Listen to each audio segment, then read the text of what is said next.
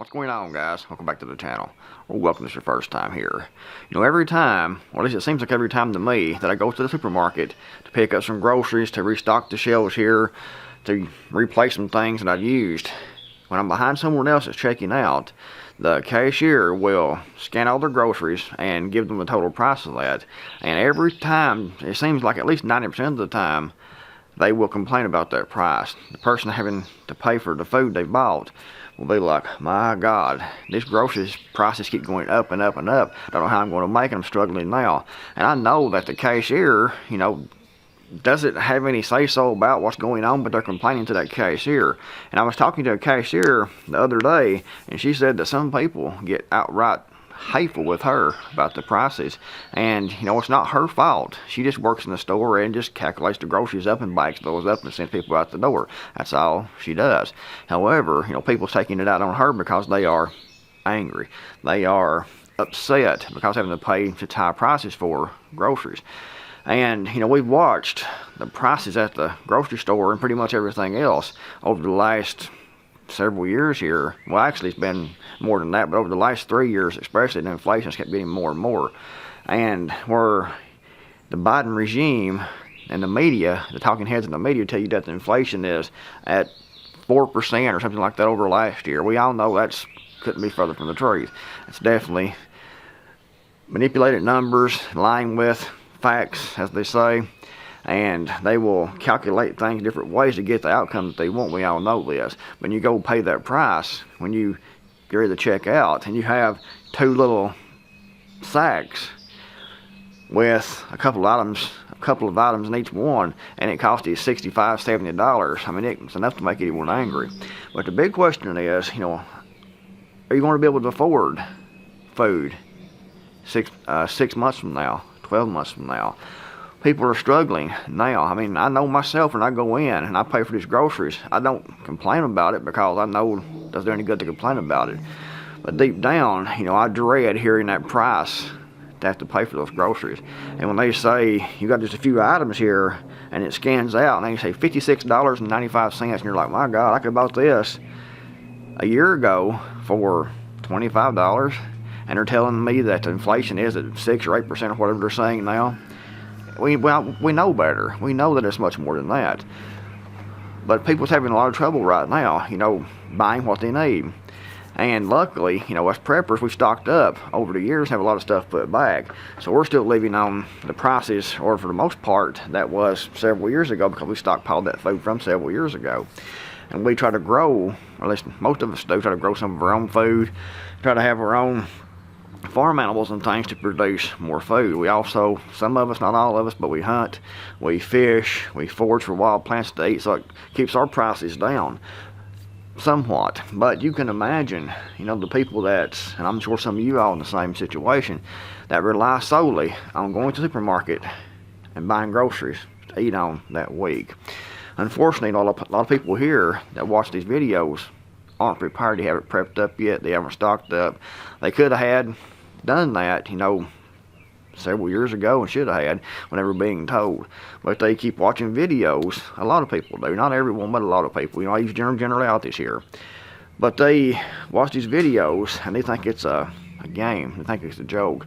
And all the time, they think it's entertainment. And all the time, the prices keep going up and up and up.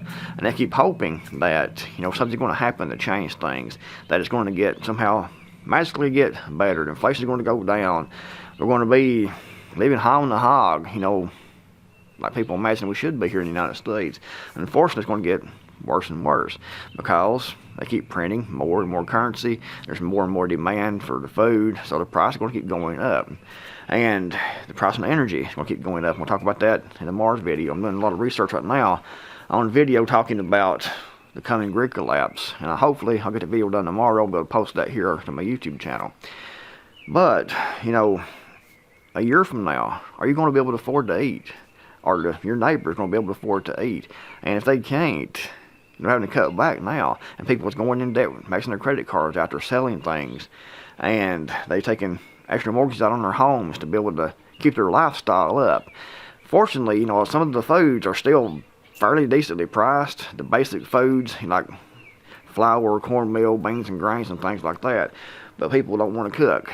So you have to learn how to cook. That's extremely important, to learn how to cook and to prepare those basic foods, because the price on those has went up, but not as much as, you know, on canned food, on boxed foods and things like that, especially meat and eggs and milk and things. So if people can't afford to feed themselves now and can't afford to have what they need to keep their stomachs full now without struggle, just think of what's going to be 12 months from now. And when that happens, you know, how's your neighbors, your friends, your family, how are they going to react? How are they going to cope? How is the general public going to cope with not being able to afford the food that they need to feed their families? Even if you can find that food. I mean, that's another question. With everything going on and increased demand, you know, the border's wide open right now. People's going to cross the border, and they're going to be competing for those resources that we have here, the food.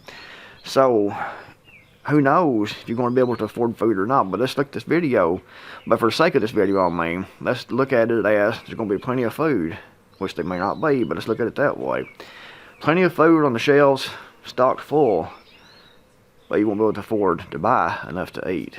People are struggling now, so it's going to get worse in 6 months, a year, 2 years. Who knows what's going to happen. So it's extremely important to take everything you can right now, everything you can gather up cash-wise, and convert that currency into storable food. Extremely important, because it's not going to get any cheaper. Prepping's not going to get any cheaper. It's getting more and more expensive by the day, pretty much. The price on everything is going up. You know, if you had prepped up on a lot of these things several years ago, you could have done it a lot cheaper than you can now. And if you're just starting out now, you're going to pay astronomical prices trying to stock up to buy food ahead of time, and most people can't afford to buy enough food to do now, much less, you know, stock up for 6 months in advance to a year. I've begged and I've pleaded, and I know a lot of you guys listened, but unfortunately, a large majority, in my opinion, of people who watch these videos, these prepping videos, didn't heed the warning. They hoped that things would get better. They hoped that something would happen to change the outcome that we all have been talking about. Unfortunately, it's not. It's getting worse and worse as time goes on. And some people will still, oh, you're just an alarmist. You're a fearmonger. These people are delusional. Apparently, they don't go shopping, haven't seen the price increases, or, you know, they live off the system maybe and don't worry as much about food prices right now until it gets to the point where they can't afford, you know, to purchase what they need to eat. So do what you can now, guys, to stock up. If you have something that you can sell that you don't need, you don't use all the time, that isn't necessary for your survival, you can sell that, pawn that, whatever, and take that currency and go buy extra food. Extremely important. Food is an extremely important commodity to have right now. Storable food.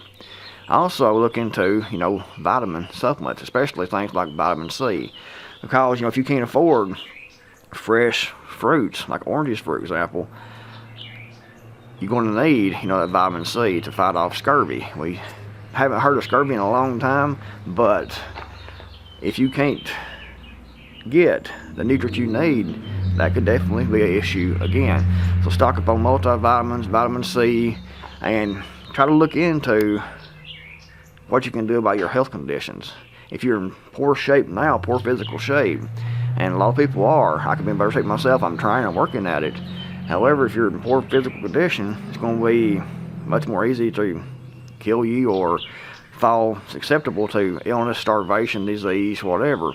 So get in the best shape you can while you can, because you'll need to be gardening, you'll need to be foraging, you might need to be hunting to put food on the table. You know, a lot of people went hungry during the Great Depression, and we're going to go into that again. It's going to be much, much worse, in my opinion. The Great Depression, there was a lot of the 1930s. There was a lot less people here in the United States. The people was more self-reliant. The people wasn't a bunch of friggin' idiots like they are now. People wasn't as violent back then as they are now in general. And people would support and help their neighbors, especially in these rural environments. People had actual survival skills of gardening. They had chickens, they had pigs, they had cattle. And they could hunt, they could fish, they could trap in general here in the rural areas.